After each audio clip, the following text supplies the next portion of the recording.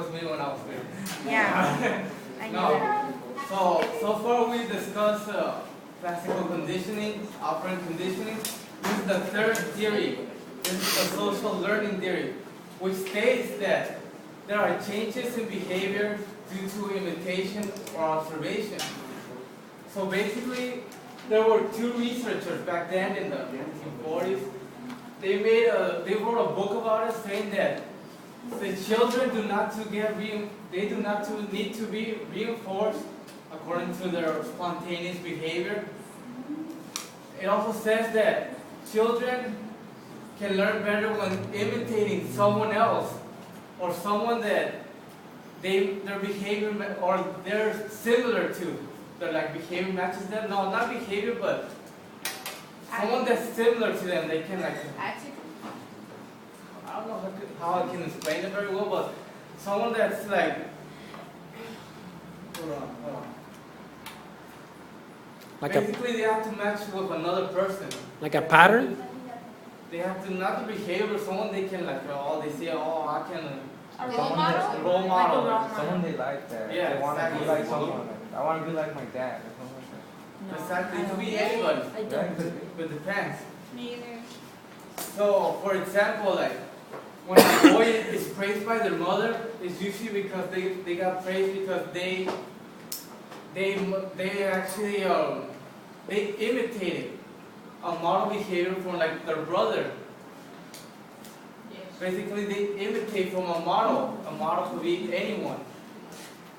So basically, social learning theory is also called observational learning. So it was Ross Bandura, he came up with this observational learning, and there are four steps to it. So the next one. So the first one for the types of observational learning is attention. So basically, in order to imitate someone or to imitate a role model, we need to pay attention to them. It's necessary. To how much attention we put towards a person is how much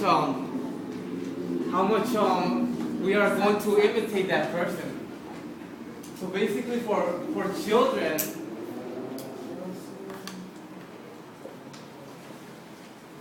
for example, in children, when they want to learn how to behave properly, they usually tend to see a peer, someone around them, someone like be a friend or anyone. Or like when the child wants to well, this is mostly for children when they're learning, they tend to imitate. So when they want to learn they can learn from either sex. It doesn't matter as long as they think that someone is the best example for them.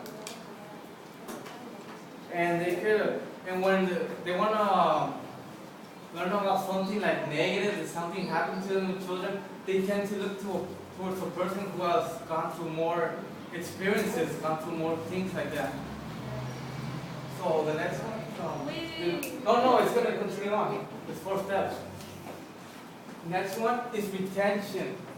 Retention is when you encode, basically when you're storing what you grab as from attention, what you perceive, what you saw from the behavior, from the model behavior. And you're basically storing it into your memory. So you basically could do it through like mental pictures, any way. For like grammar, pronunciation, you can think of the rules, anything that helps you remember that behavior that.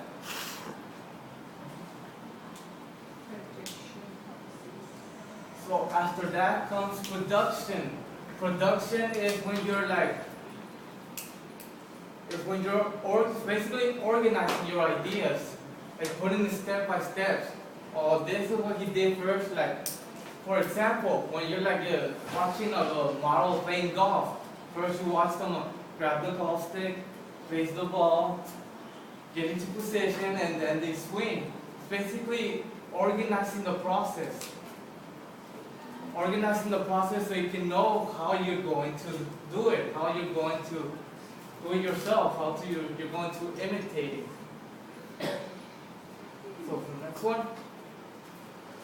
And the last one of those steps is motivation.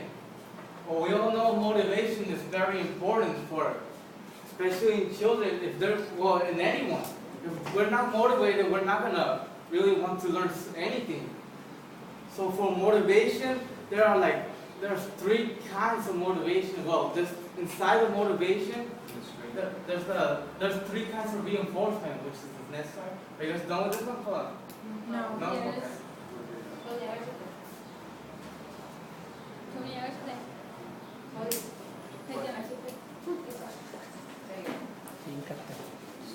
So basically, those are the steps for the observational learning, the steps that the pupil, the student must follow.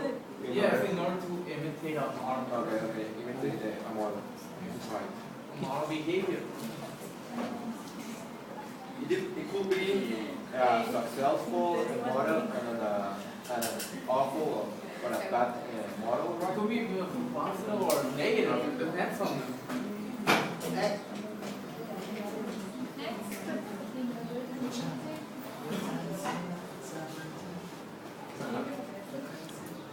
So it says motivation consists of three main points. Direct reinforcement, which is just basically when you observe,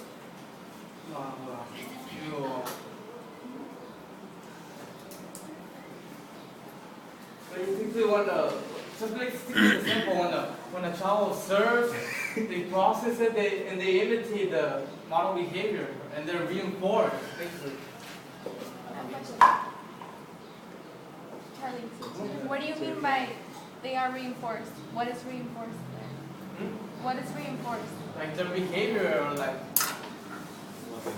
No.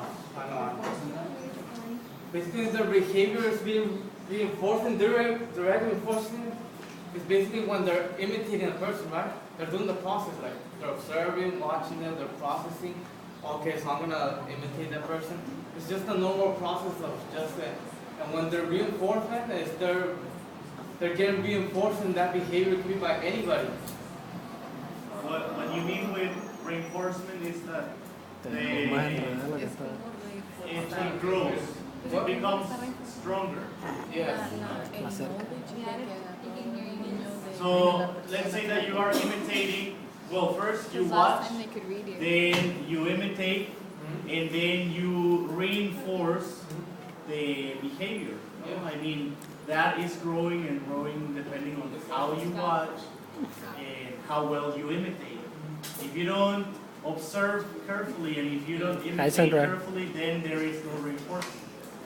Sorry, I was thinking kind of differently right now. I get reinforced, like if you keep watching or keep doing the model behavior. If, for example, he or she changes something in their behavior. Also, the student who was observing this process is going to get reinforced, but what she or he changed, right? Is what I got. It's what I understand. For example. Okay, no, I got an example here. Okay. Says for a primary grade student, like if a teacher wants them to learn this certain behavior, like if they put say, oh, I'll learn this behavior, but then they watch from him like another student is cleaning the desk and everything. Yeah. And so the teacher tells the students to observe the model.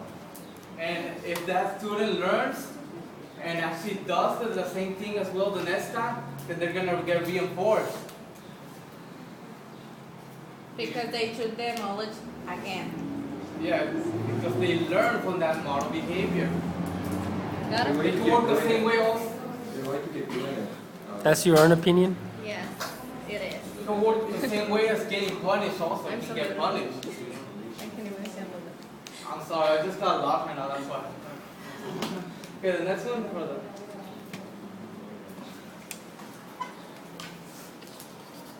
Okay, so there's another one, vicarious reinforcement, which basically is when you anticipate getting a reward, or basically anticipate getting something just for doing that behavior. For example, when a student sees another child gets praise or gets a reward for like paying attention or this, that student is gonna observe as well. It's gonna imitate that behavior so he can get praise as well, so he can get that reward as well. That's vicarious reinforcement. Is it clear? Anticipate. Yeah. Okay. Any questions so far? Zero. Okay, next one. Just another one. There's also self-reinforcement.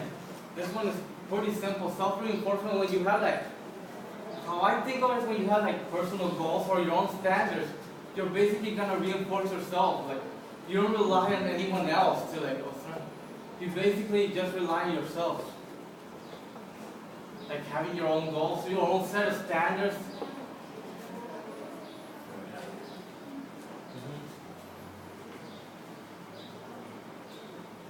Okay, so based on your standards, based on your goals, you decide what is a good behavior and which one is not.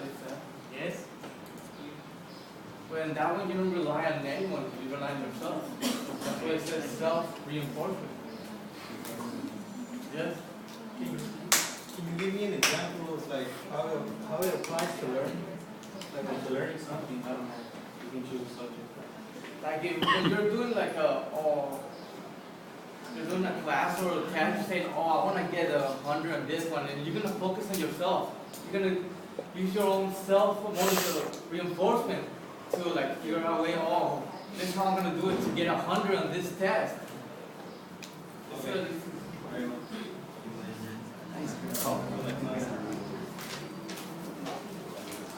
And this is just a picture of you kiss yourself.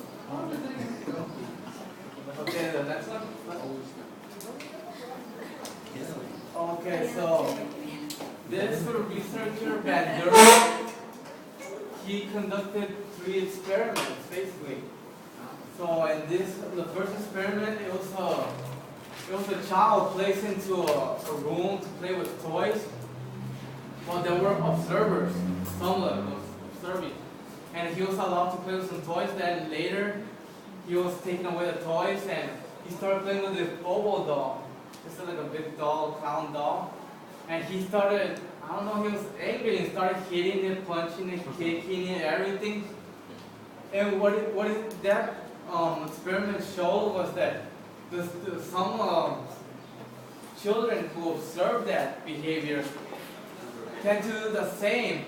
But only when they were taking away their toys. They went to do the same thing and punch the bubble doll, kick it, everything. So for the second experiment, it was a video. It was a cartoon with an adult.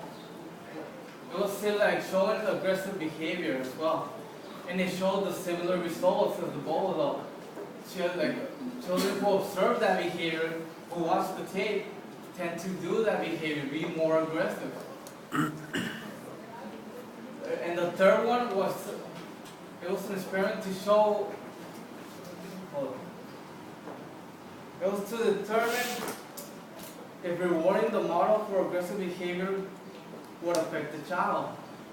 And the conclusions were that the children were more aggressive after seeing the model positively reinforced. Chan, chan, chan. Leche con pan. Charlie, who was the model there? What? Who was the model?